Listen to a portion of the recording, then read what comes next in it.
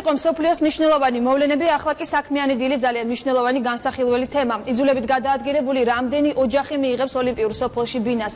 რა კრიტერიუმით აირჩევენ მომავალ ბინადრებს და რა თანხას ხარჯავს სახელმწიფო აღნიშნული პროექტისათვის. ოკუპირებული ტერიტორიებიდან იძულებით გადაადგილებულ პირთა განსახლების და ლტოლვილთა მინისტრი სოზარ სუბარი არის დღეს ჩვენი სტუმარი. დიდი მადლობა ბატონ სოზარ მოგესალმებით. მადლობა ბატონ სოზარ. პირველი ეტაპისთვის რამდენი იძულებით გადაადგილებული პირი მიიღებს ბინას ოლიმპიურ სოფელში? პირველი ეტაპზე დაიდო ხელშეკრულება 3 კორპუსზე, ეს არის 218 ბინა, მაგრამ ეს არ ნიშნავს, რომ პირველ ეტაპზე მხოლოდ 218 ადამიანი მიიღებს, იმიტომ რომ ეს არის ხელშეკრულება, თანხის დიდი ნაწილი 10 მილიონი უკვე გადარიცხულია, 13 მილიონიანი კონტრაქტია სულ, უფრო ზუსტად 12.6. უბრალოდ წლის ბოლომდე სავარაუდოდ კიდევ ერთ კორპუსზე მოვასწრებთ ხელშეკრულების დადებას, დანარჩენი გაგრძელდება მომავალ წელს ხელშეკრულების დადებებიც, იმიტომ რომ მთლიანობაში ეს ბინები ერთად უნდა გადმოგვეძეს. ანუ როცა დამთავრდება ახალგაზრდული ოლიმპიური თამაშები ივლისში მომავალი წლის და აგვისტოდან სექტემბრიდან უკვე დაიწყება დევნილების შესახება. მთლიანი ტერიტორიისათვის ეხოს. მთლიანი ტერიტორიას ნამდვილად თქმა უნდა ვერ ავითვისებთ, მაგრამ ის რომ ადამიანები საკმაოდ დიდ ნაწილს ბინებისას ვიყიდით, ეს ძალიან მნიშვნელოვანი იქნება დევნილებისთვისაც, ეკონომიკის განვითარებისთვისაც. ძალიან მნიშვნელოვანია ეს ფაქტი, რომ იქ ჩასახლებულ ადამიანებს იქნება დევნილი თუ არა დევნილი იქნებათ პრაქტიკულად ესეთი დიდი შანსი რომ იშოვონ სამუშაო, იმიტომ რომ იქ შეგდება უზარმაზარი სავაჭრო ცენტრი მოლი, რომელიც ამიერკავკასიაში ყველაზე დიდია თავის მოცულობით. იქ არის მთელი დარბაზები, თქვა სპორტული, საცურაო აუზები, სადაც ადამიანებს ექნება დასაქმების საშუალება. ზოგი ქირით აიღებს რაღაცა სავაჭრო ადგილს, ხო ზოგი გამყიდველი იქნება, ზოგი დარაჯი, ზოგი თქვა სპორტული რაღაც მწვრთნელი და იმის მიხედვით ვის რა შესაძლებლობა აქვს, ექნებათ სამუშაო, გამწვანების ზოლია და უამრავი რამე.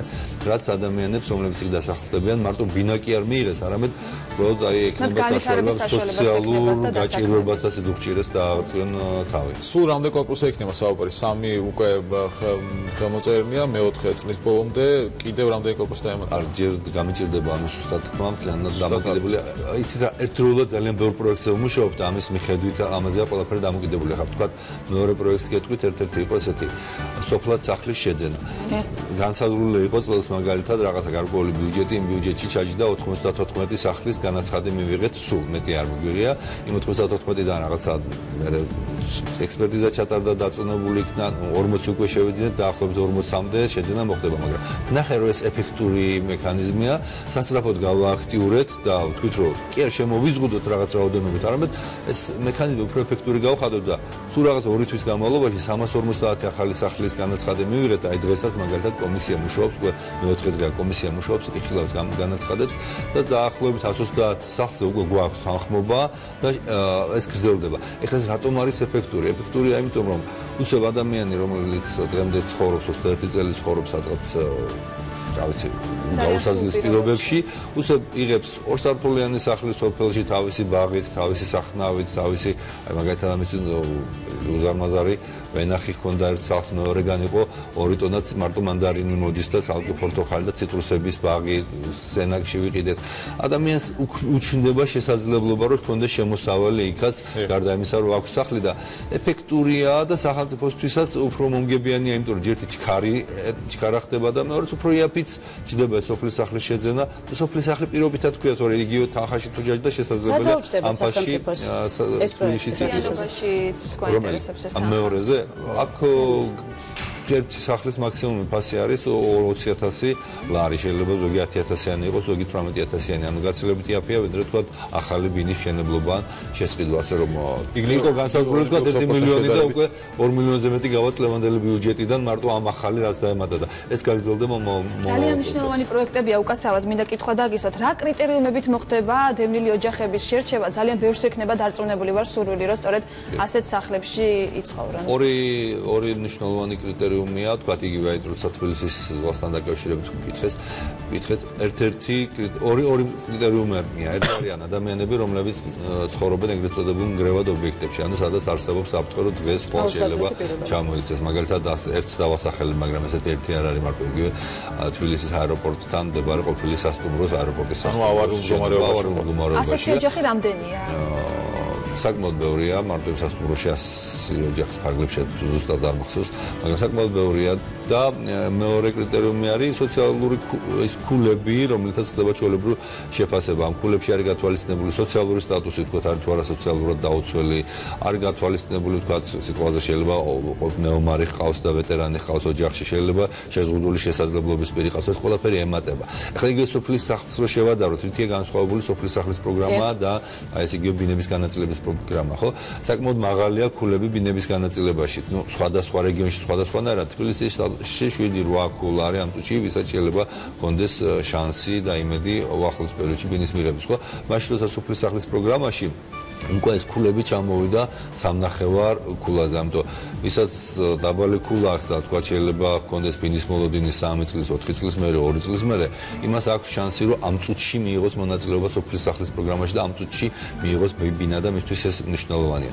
მაგრამ აქ ვიტყვი, რომ მომავალ წელს ვაპირებთ რამდენიმე ახალი მშენებლობის დაწყებას. მაგალითად, ზუგდიდში წლის ბოლომდე 25 დეკემბერს არ უნდა გადასცდეს, ყოველ შემთხვევაში ასე გვპირდებიან მშენებლები, იგეგმება 320 ბინის გადაცემა ზუგდიდში მყოფი დევნილებისთვის, მაგრამ პარალელურად უკვე ვიწყებთ ზუგდიდის ცენტრშია პრაქტიკულად ბარამიას ქუჩაზე. მშენებლობები რეგიონებში ვაპირებთ დაწყებას ზუგდიდში უკვე წლის ბოლოს ტენდერი გამოცხადებული და სავარაუდოდ შეიძლება დამთავრებულიც კი იყოს წლის ბოლოს ეს ტენდერი. ქუთაისში ვაპირებთ მშენებლობას, ფოთში ვაპირებთ ფოთში ძირითადად ხა ბინების შესყიდვაზე ვართ გადასული. ეხლა მიწაზე ვარჩევთ წყალტუბოში და სავარაუდოდ უახლოეს აი 2-3 კვირაში გადმოგვეცემა მიწა და უკვე იქაც დავიწყებთ დაპროექტების სამუშაოებს, რომ მომავალ წელს დავიწყოთ. იგივე ხდება გორში და ბათუმში. თბილისში გარდა იმისა, რაც პროექტებს ვილაპარაკეთ, ეს არის ჩინელების პროექტი. ეს პროექტები სახელმწიფო ბიუჯეტიდან ფინანსდება თუ დონორ ორგანიზაციებიც? ძირითადად სახელმწიფო ბიუჯეტიდან, თუმცა არის დონორები, მაგალითად აი ამ წუთში წეგარაც ვახსენე 320 სახლიანი პროექტი, რომელიც მთავრდება წლის ბოლოს, ეს არის გერმანიის განვითარების ბანკის KfW-ს დაფინანსებით, გერმანული აბრევიატურით რო ვთქვათ. იმათ დაფინანსებით არის და ეს ორგანიზაცია აგრძელებს ჩვენთან მუშაობას, აი გუშინას მაგალითად ერთ-ერთ რეგიონში იყვნენ ჩემს მოადგილესთან ერთად და ნუ ვთქვათ იქ რაღაცა პროექტის განხორციელებას ფიქრობთ, ეს არის ერთგვარი პატარა სოფლის მშენებლობა, ახალი ტიპის სოფელი. და ისა თბილისზე დავამთავრებ თქვენის ნებართვით. თბილისში ვფიქრობთ, რომ პარალელურად დავიწყოთ შესყიდვები ბინების მენაშენეებისგან, ეს შეიძლება იყოს როგორც არსებული მენაშენეები, ისე ის მშენებლობები, რომლებიც იქნებიან გაჩერებული on თუ იმ ჩვენს კრიტერიუმებს დააკმაყოფილებენ და ეს რომელ უბნებში იქნება ძირითადად? განშლილი თბილისის ნებისმიერ უბანში და უნდა უბრალოდ იყოს მეტი შანსი, ნდობის მაღალი ხარისხი უნდა გქონდეს, რომ ის ბინა, რომელიც თქვა შეიძლება რამდენიმე წლის წინ მშენებლობა გაჩერდა, რომ ნამდვილად არ არის გაყიდული და თქვა 2-3 წლის მერე დევნილს იქ შესახლებულ დევნილს ანტისებულ ბინას არ მოუწევს სასამართლო დავა ვინმესთან, ვისაც ადრე გადახდილი ქონდა თანხა თქვა იმ კონკრეტულ სახლში. აი იქ სადაც ეს გამოირიცხება, იქ ვაპირებთ, რომ მენაშენეებიდან ვიყიდოთ ბინები და ქართველი მენაშენეებით წავახალისოთ ამ ძალიან მნიშვნელოვანი პროექტია ესეც. ბატონ მშენებლობების მხოლოდ არ მხოლოდ გაჩერებული არ მიმდინარე მშენებლობებით, სადაც კარგი ფასი იქნება. კრიტერიუმები, რომლის მიხედვითაც მოხდება დევნილების შესახლება ამ ბინებში.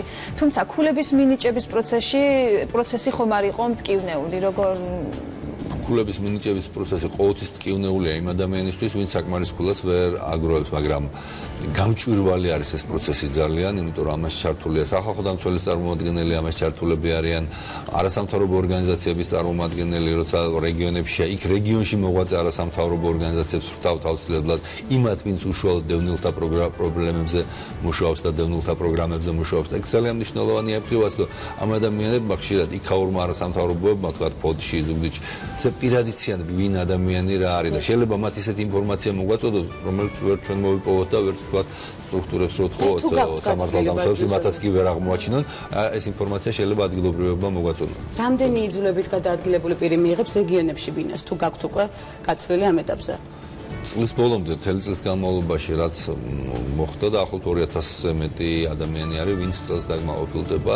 მოხდა ისეთი სამწუხარო გაუგებრობებიც, როცა რამდენიმე შენობა უბრალოდ დაკონსერვდა იმის გამო, რომ იქ ზოგან კომპანია, რომელიც აშენებდა, გაიქცა პრაქტიკულად და შეწყვიტეს სამუშაოები, ზოგან მოხდა ისე, რომ არ დაგვაკმაყოფილა ხარისხმა და არ ჩავიბარეთ ესეთი უხარისხო მშენებლობები და თავიდან მატარებთ ექსპერტიზებს. საკმაოდ იყო ასეთი ფაქტები. ერთ-ერთი უბრალოდ სამი თვე გორში მაგათად ერთი გაჩერებული მშენებლობის ექსპერტიზა თითქმის სამი თვე გაიწელა იმდენად ბევრი პრობლემა და მალე აი დაახლოებით ერთ კვირაში გამოცხადდება უკვე ტენდერი დაჩქარებული წესით და გავაგრძელებთ ამ გორის ამ გაჩერებული მშენებლობის რეაბილიტაციას. ბატონო, თქვენ შეხვედრები მოსახლეობას და დევნილ მოსახლეობას და მათი პრობლემები ეს არის საცხოვრებელი ფართები, იგივე დასაქმების პრობლემა ვახსენეთ წეგან ოლიმპიური სოფელი, სადაც ეს პრობლემები ერთიანად უნდა მოგვარდეს წესით საცხოვრების დასაქმების სოფლის სახლის პროექტში. თუ გაქვთ კოორდინაცია თქვა სოფლის მეურნეობის სამინისტროსთან იგივე, რომ ამ პროექტიდან დევნილ მოსახლეობის მიერ მიღებული ბინები და შემდეგ უკვე სოფლის მეურნეობის ხარდაჭერის პროგრამაში ჩაერთონ თქვა ეს ადამიანები. ძალიან დიდი მადლობა ამ კითხვისთვის, იმიტომ რომ სწორი თემა გამახსენეთ. ძალიან მჭიდრო კოორდინაცია გვაქვს არა მხოლოდ სოფლის მეურნეობის სამინისტროსთან, სოფლის მეურნეობასთან ძალიან მჭიდრო, მაგრამ ასევე ეკონომიკის სამინისტროსთან, იგივე აწარმოეს საქართველოში ინფრასტრუქტურის სამინისტროსთან, რომელიც ძალიან ბევრ პროექტს ახორციელებს დევნილებისთვის. ეხლა ჩვენ როცა ვამბობთ, რომ სამჯერ გაიზარდა თქვა 2012 წელთან შედარებით დევნილთა სამინისტროს ბიუჯეტი, ხო, თქვა, მაშინ იყო 24, მომავალ წელს იქნება 70. სინამდვილეში სამჯერ კი გაიზარდა, ბევრად მეტად გაიზარდა. აი მაგალითად ამ წუთში 2.5 მილიონიან პროექტს ახორციელებს ინფრასტრუქტურის სამინისტროს არის სააკაშვილის დროს აშენებული 32 კორპუსის შეფუთვა და ჰიდროიზოლაციით ფოთში, იმიტომ რომ უბრალოდ გაუსაძლისი იყო იქ ყოფნა და აი ეს შეფუთვა მისცემს ადამიანებს შანსს, რომ ბევრად იაფი დაუჯდეთ გათბობა, ბევრად იაფი დაუჯდეთ გაგრილება და რაც თავი ეს კორპუსები არ გამოიფიტება და არ ეროზია არ მოხდება მათი მუდმივი ქარის და ნესლისგან. და ესეთი პროექტები ხორციელდება ძალიან ბევრი სხვადასხვა სამინისტროს მიერ, რაც ასევე პრაქტიკულად ჩავთვალოთ, რომ ემატება ჩვენი სამინისტროს ბიუჯეტს და ხმარდება დევნილებს. ეს ერთი მნიშვნელოვანი პროექტი. მეორე, იგივე აი ეს მოტობლოკების გადაცემა 3800 ლარად, ხო? ეხლა მუშაობთ იმაზე, რომ დევნილებმა შექმნან ორკაციანი, სამკაციანი, ოთხკაციანი, ორკაციანი მე მგონი არ არის კოოპერატივები, რომლებსაც გადაეცემათ უფასოდ ეს მოტობლოკები. იგივე 5000 ლარიანი პროგრამა აწარმოეს საქართველოში, ხო? სადაც 5000 ადგილს სახელმწიფო და 1000 უნდა დაამატოს დევნილმა. თუ კი იქნება პროექტი წარმოდგენილი, ჩვენ მზად ვართ ჩვენი არასამთავრობოების მეშვეობით და ზოგჯერ ბიუჯეტის მეშვეობით ის 1000 ლარი ჩვენ დავდოთ, თუ იქნება ნორმალური პროექტი და მეც ჩვენ შევქმნით სპეციალური საჯარო სამართლის იურიდიული პირის სიპი, რომელიც სწორედ დევნილთა საარსებო წყაროების, ანუ შემოსავლების გენერირებაზე მუშაობს, იდეებს ვამუშავებთ და ამ იდეებშიც პროექტების დაწერაში დავეხმარებით, რომ იგივე ამ პროექტებში სოფლის მეურნეობის ეკონომიკის სამინისტროს მიერ გამოცხადებულ პროექტებში მიიღონ მონაწილეობა და ჩვენც ჩართული ვიყოთ ამ მუშაობაში. ბატონო, ბიზნეს პროექტებზე რა ხდება? მაგალითად ჰილტონის მაგალითი რო ავიღოთ, ვერ დაასრულეს ბიზნესმენებმა თავის საქმე ამ ეტაპზე. უცრავად ჰილტონის პროექტთან დაკავშირებით არ ვიცი. დავით კოდვა ვერ ახერხებს დასრულებას. დევნილების სასამართლოს ახლა დევნილები არიან შესახლებულები და პროექტი ვერ დასრულდება. დევნილები სადაც არიან შესახლებულები, აქ რთული პროცესია, იმიტომ რომ დღეს ქუჩაში ვერ გამოვიყვან ადამიანს ესე სწრაფად, თუმცა რამოდენიმე ესეთი ობიექტი უკვე დავცვალეთ, ესეც დაიწყო ძალიან სწრაფი ტემპით, აი ამ 3 თვის განმავლობაში რამდენიმე ობიექტი უკვე დავცვალეთ, ყოველგვარი ყვირილის გარეშე, ყოველგვარი ძალადობის გარეშე, ყოველგვარი ჭუბის გარეშე, ადამიანებს ვეუბნებით, რომ დროებით გაგიყვანთ თქვენ იმაში ვთქვათ ქირით ზოგან ზოგს სადღაც თავაზობთ საცხოვრებელს და როცა და ამ პარალელურად მიდის უკვე ამ ობიექტების დაცლა. ხა ყველა ესეთი ობიექტი რო დავცალოთ ეს არის შეუძლებელი იმდენი ადამიანია, მაგრამ მე უბრალოდ აი შემიძლია წაგიკითხოთ აქ ამაქვს რაღაცა ნუსხა, სადაც რომლებიც უკვე მოახერხეთ გამოსახლება, მაგალითად ზუგდიდში დემურიას ქუჩაზე, სადაც 50 დევნილი იყო შესახლებული, ეს ვიყიდეთ უბრალოდ მე პატრონისგან ზოგან ვაკეთებთ აი ამ გამოსახლებებს და ესეთი გზით მივდივართ. ეხლა კიდვა შესაძლებელია უფრო ადვილია ხშირ შემთხვევაში, თუ კი მოახერხებთ მე პატრონესთან ფასზე შეთანხმებას. აი ერთი პროექტი, რომელიც აი ამ დღეებში მიმდინარეობს და უკვე პრაქტიკულად ამ კვირაში ალბათ დაიწყება გადარიცხვები, ეს არის პროექტი, რომელიც 21 წლის განმავლობაში, რომელიც გადაჭრა ვერ მოხერხდა. ნუცუბიდის 34 ნომერით 34-ა, ეს იყო ჩონჩხი შენობის, რომელიც დევნილებმა ამოაშენეს, გაარემონტეს, ცხოვრობენ იქ, ზოგან კარგი რემონტებიც აქვს, ზარმაზარი ფული დაიხარჯა და დღეს მეპატრონეები, ყოფილი მეპატრონეები საბჭოთა კავშირის დროს ვისაც ჰქონდათ ორდენები, ამბობენ რომ რას შედიოდნენ ჩვენი ბინა და მიდის სასამართლო დავები. მუშაობთ ამ პრობლემაზე დღეს. მუშაობთ კი არა, პრაქტიკულად გადაჭრა ყველგან სადაც ორი მხარე დათანხმდა. ანუ ჩვენ ვიხდით გარკვეულ თანხას, ანუ $250 ვუხდით მე პატრონეს, თუ კი ისინი მოახერხებენ შეთანხმებას, თუ მასზე მეტი უჟილს თავისი ფაქტი შეიძლება დაამატოს თვითონ, ხოლო სადაც შეთანხმებას გადაჭრილია. სადაც შეთანხმებას ვერ უმრავლეს შემთხვევაში გადაჭრილია, სადაც შეთანხმებას ვერ მოახერხებენ, ჩვენ გავდივართ განზე, თვითონ რჩებიან ერთმანეთის პირისპირ, სახელმწიფო აღარ იღებს მონაწილეობას და გაცილებით ძვირი დაუჯდება წაგებულ ხარეს დასამართლოში დავიწყო. იმედი ვიქონიოთ, რომ ძალიან ბევრი დევნილის პრობლემები მოგვარდება. დაკმაყოფილდება და პრობლემები მოგვარდება. დიდი მადლობა. ბატონო სორასუბარი იყო ჩვენი სტუმარი, რეკლამის შემდეგ დავბრუნდებით დროებით.